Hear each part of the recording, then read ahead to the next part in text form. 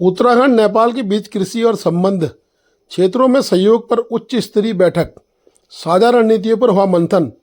उत्तराखंड सरकार की ओर से आयोजित उत्तराखंड व नेपाल के मध्य कृषि एवं संबंधित क्षेत्रों में पारस्परिक सहयोग के लिए आयोजित बैठक एवं परिचर्चा में सुदूर पश्चिम प्रांत नेपाल के मुख्यमंत्री कमल बहादुर शाह मुख्य अतिथि रहे।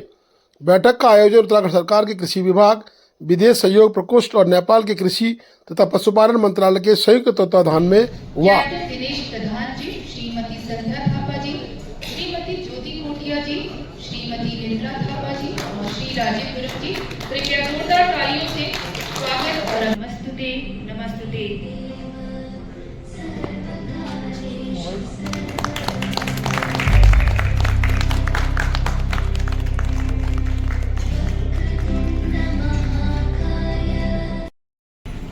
एक बार फिर इसमें दोनों पक्षों के वरिष्ठ अधिकारियों, वैज्ञानिकों, नीति निर्माताओं और गैर सरकारी संगठनों के प्रतिनिधियों ने हिस्सा लिया।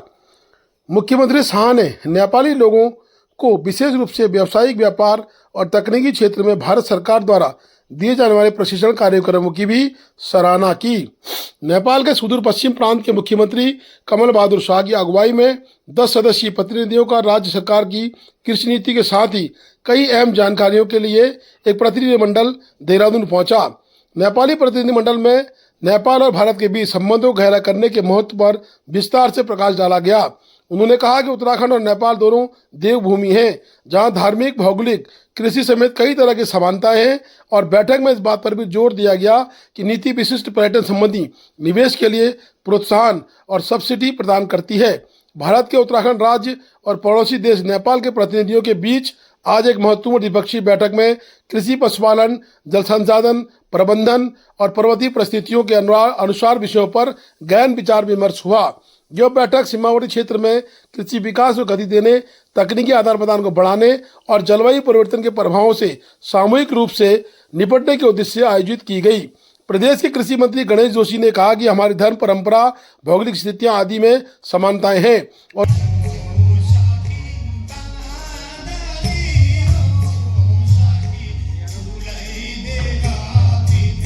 उधम सिंह नगर के 3 जिले इससे जुड़े हैं। चंपावत व पिथौरागढ़, उधम सिंह नगर इससे जुड़े हैं, जहां विकास कार्यों और कृषि विकास में आसानी से सहयोग हो सकता है। उन्होंने कहा कि उत्तराखंड सरकार कृषि के क्षेत्रों में किसानों की आय बढ़ाने, कृषि पद्धतियों को आधुनिक बनाने और पर्यावरणीय संतुलन बनाए रखने के लिए विभिन्न सब्सिडी योजनाएं संचालित कर रही है।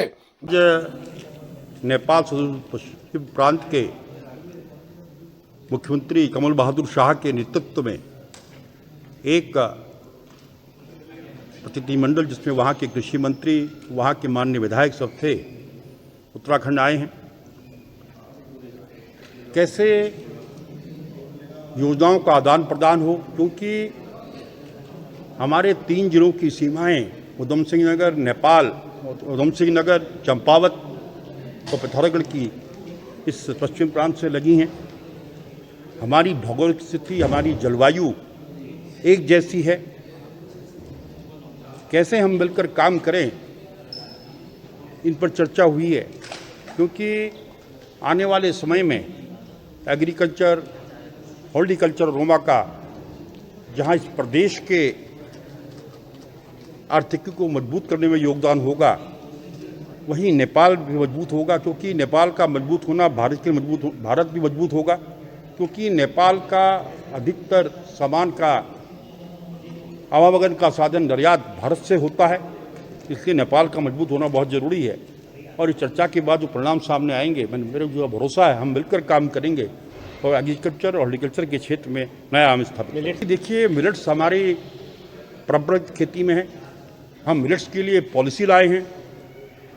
हमने जहां अन्य फसलों में 60% की सब्सिडी मिलती है बीज पर, मिलेट्स पर हम 80% की सब्सिडी देते हैं और अधिक से इधर किसान इन चीज़ों हो रहा है, हम लोगों को अमित कर। और आज हम 40% ऑर्गेनिक हैं। जब किसी चीज़ के आगे होने लगता है, उसके दाम बढ़ जाते हैं।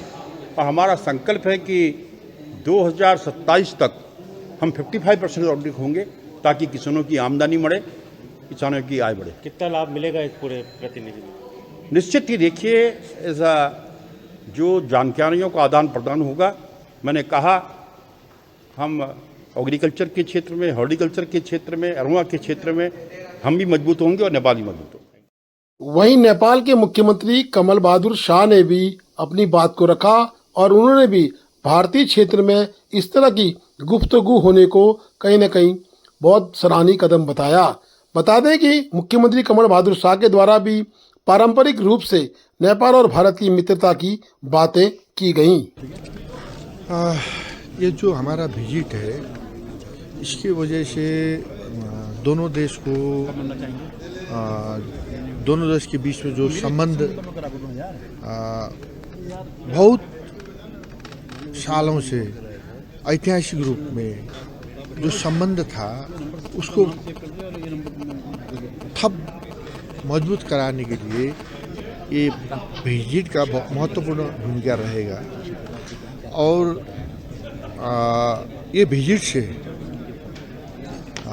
जिस तरीके से भारत ने हमको आमंत्रण किया, विजिट में बुलाया, तो भारत सरकार नेपाल के पक्ष में, नेपाल के डेवलपमेंट के पक्ष में, नेपाल के समृद्धि के पक्ष में भारत सरकार हर पल है, ये संदेश नेपाल में पहुंचा है। और विशेष करके हम जैसे प्रदेश के हिसाब से, प्रदेश के मुख्यमंत्री के हिसाब से यहाँ पर जैसे पहुँचे हैं, तो विभिन्न सेक्टर में हमारा छलफल हुआ है, चाहे पर्यटन की विकास हो, चाहे कृषि की विकास हो, चाहे टेक्नोलॉजी की विकास हो, चाहे ऊर्जा की विकास हो, हर एक क्षेत्र में हमारा चर्चा हुआ है। इस चर्चे से, इस डिबेट से स्वाभाविक रूप में हमको सुदूर पश्चिम प्रदेश को बेनिफिट रहेगा। हम चाहते हैं जिस तरीके से एग्रीकल्चर सेक्टर में, ये धार्मिक पर्यटन के क्षेत्र में, पर्याप्त पर्यटन के क्षेत्र में जैसे हम लोग काम करते जाएंगे तो उसमें युवा को और ये पलायन की, युवा की और पलायन की जो समस्या है उसको रोक कंट्रोल कर सकते हैं हम लोग।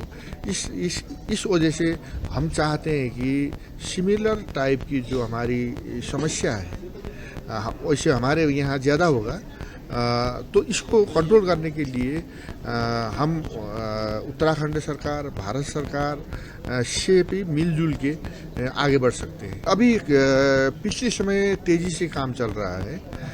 भारत सरकार, जैसे हमने बोला कि दार्चुला की ब्रिज के बारे में तेज़ी से काम हो रहा है, उसी के साथ साथ और जितने भी ब्रिज के हमने नाम लिया, बैतडी, ये हमारे डनेन्द्र परशुराम धाम, इनकी भी बात आगे तेज़ी से बढ़ रहा है।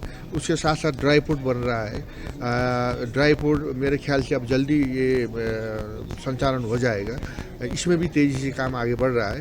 तो कनेक्टिविटी के हिसाब से भी भारत सरकार नेपाल के डिफरेंट पार्ट में, विशेष करके सुदूर पश्चिम में भारत सरकार का सहयोग सपोर्ट है। वो तेज़ी से ज़्यादा इशू जो कनेक्टिविटी के है वो भी तेज़ी से आगे बढ़ रहा है। धन्यवाद।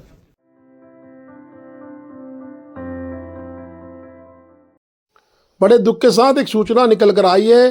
धारचूला ब्लॉक के राजकीय प्राथमिक विद्यालय सुमदुम में कार्यरत सहायक अध्यापक श्री शोभन सिंह दुक्ताल निवासी दुक्तू का दिनांक 2/5/2025 को विद्यालय से घर जाते समय दुर्घटना में पत्थर सर पे लगने से स्वर्गवास हो गया है।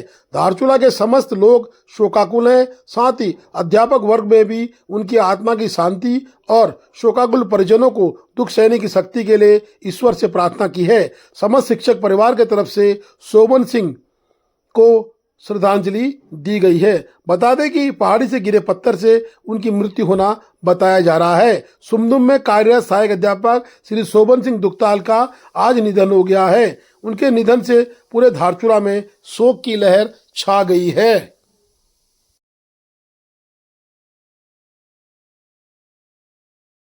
गौरव सेनानी संगठन के अध्यक्ष भूपाल सिंह रावल के नेतृत्व में आज उपजिलाधिकारी धारचूला को शहीद स्थल व विश्राम गृह की मांग का एक ज्ञापन दर्जा राज्य मंत्री अशोक सिंह नब्याल के सानिध्य में दिया गया।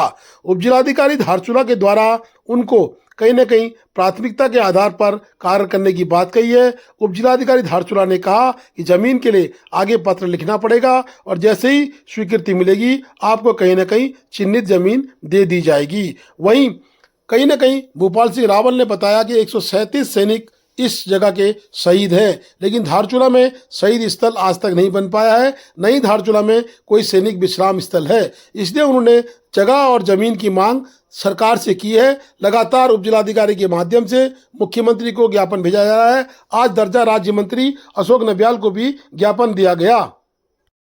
क्योंकि आज तक किसने आवाज ही नहीं उठाई सर। हमारे कुछ पूर्व सैनिकों ने आवाज उठाई थी आज से पहले। जो ये विवादित जमीन है उसी के बगल में हमको पहले 2 बार ये आवंटन हुआ था सर। 2 बार मुख्यमंत्री ने यहाँ पर जो है घोषणा की थी जमीन देने की। भू विभाग आया, उन्होंने उसके निरीक्षण भी किया। पता नहीं किसके दबाव से आकर जो है उस भू विभाग ने उसमें बनाने से मना कर दिया। नहीं, वो कुछ ना कुछ रहा होगा ना, भूमि का विवाद है कुछ सर किसी का दबाव होगा, क्योंकि हम तो दबाव पड़ा होगा उनके ऊपर में। और एक्चुअली में क्या था, क्या होगा इसमें? ये पूर्व सैनिकों का सम्मान होना चाहिए। जैसे कि बताया हमारे कैप्टन साहब ने, जो अध्यक्ष जी ने, 137 लोग शहीद हैं और धारचूला, पूरे धारचूला के अंदर कहीं भी शहीद स्मारक बना नहीं। लिहाजा मैं एसडीएम साहब से ये मांग करने आया कि जो विवादास्पद जमीन है, कहीं धारचूला का स्वार्थ बिगड़ सकता है। यदि पूर्व सैनिकों को दे दिया जाए तो बढ़िया रहेगा और होना चाहिए, क्योंकि इन्होंने देश की सेवा की है। हम आराम से सो रहे हैं, खा रहे, पी रहे हैं, सब ये लोग कर रहे हैं। ठीक है, इतना ही है। अच्छा सर, हमारी मांग ये है कि हमने आज से तकरीबन 2 महीने पहले, 1.25 महीने पहले भी हमने उप जिला अधिकारी के माध्यम से मुख्यमंत्री जी को ज्ञापन सौंपा था कि हमारा एक इतना बड़ा सीमांत क्षेत्र है जो सैनिक बहुमूल्य क्षेत्र है, उसके बावजूद भी हमारे 137 अभी तक हमारे विधानसभा क्षेत्र में शहीद हो चुके हैं। परंतु दुर्भाग्य इस बात का है कि आज तक यहाँ पर एक छोटा सा शहीद स्थल तक नहीं है, जिससे कि हम जो पूर्व सैनिक हैं अपने शहीदों को नमन कर सकें, ऐसा इस क्षेत्र के अंदर अभी तक नहीं बना है। ये एक दुर्भाग्य समझ लो या किसी की भी नाकामी समझ सकते हैं आप। उसके लिए हम जो सैनिक संगठन है, हम लोग इसके लिए पहले भी ज्ञापन सौंप चुके हैं और आज फिर हम दोबारा से उप जिला अधिकारी के माध्यम से जिला अधिकारी को भी ज्ञापन सौंप रहे हैं। उसके बाद एक प्रतिलिपि कॉपी हमने मुख्यमंत्री को भेजा गया और एक प्रतिलिपि कॉपी हमने दर्जा राज्य मंत्री को सौंप दिया गया है। और हम आशा रखते हैं कि हमारे लिए, हमारे पूर्व सैनिकों के लिए और हमारे जो शहीद हैं उनके मान के लिए अगर एक छोटा सा शहीद स्थल हमारे इस क्षेत्र में बन जाए ताकि हम उनको नमन कर सकें, तो बहुत सरकार की बहुत मेहरबानी होगी। धन्यवाद। Please do like, share and subscribe DCL News.